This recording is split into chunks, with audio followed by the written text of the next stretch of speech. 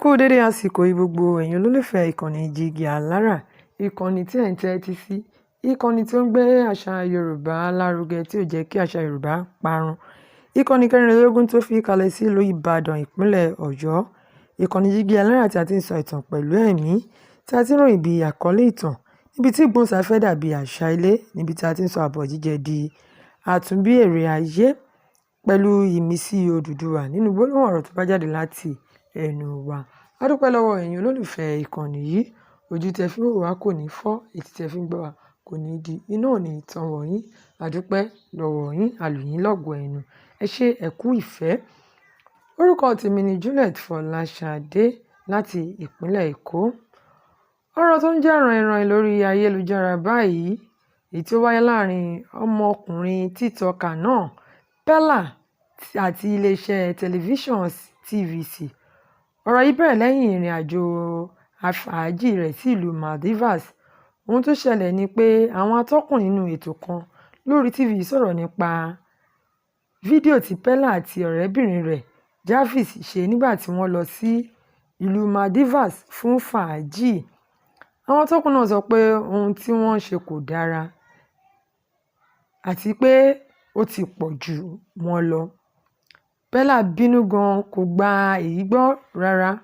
Ó ní kí nìdí tí àwọn àgbàlagbà tó yẹ kí wọ́n máa sọ̀rọ̀ tó mọ́gbọ́n dání fi ń sọ̀rọ̀ burúkú nípa ohun ọmọdé.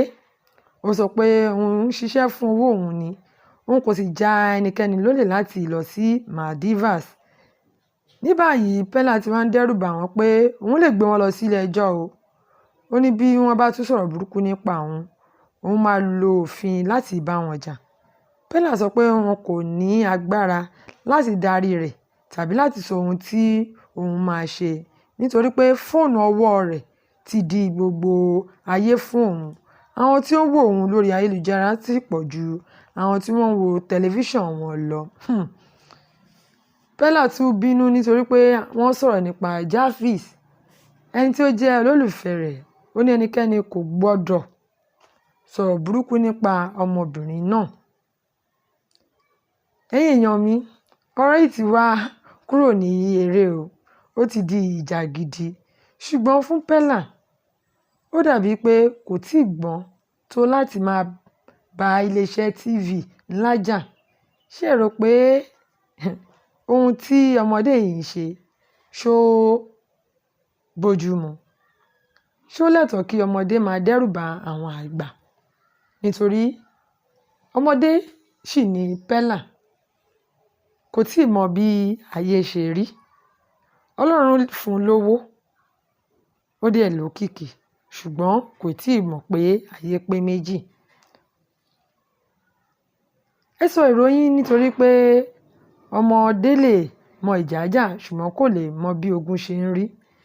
Ṣó tọ́ kí ọmọkùnrin yìí máa lẹ̀ mọ́ iléeṣẹ́ TV ńlá bíi TVC? Ẹ fi èrò yín sí abala àríwísí. Ẹ pín ìròyìn yìí, ẹ fẹ́ràn rẹ̀. Ẹ má gbàgbé láti tẹ agogo ìrántí kí ó lè máa rán yín létí àti bọ́tìnì subscribe. A dúpẹ́ lọ́wọ́ yín lẹ́ẹ̀kan sí i. Ẹ ṣé, ẹ kú ìfẹ́, ẹ kú àdúrótì. Orúkọ tèmi ni Juliet Fọláṣadé láti ìpínlẹ̀ Èkó fún ìkànnì Jígí Alára.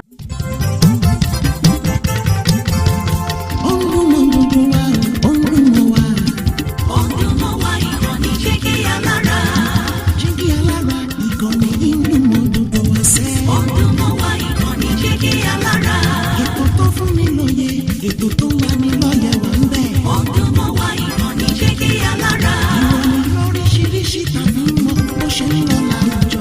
Ọdún mọ́ wá ìkànnì Jígí Alára. Ìkànnì Jígí Alára. Jígí Alára. Jígí Alára. Jígí Alára. Ìkànnì Jígí Alára 16, bàbá gbogbo.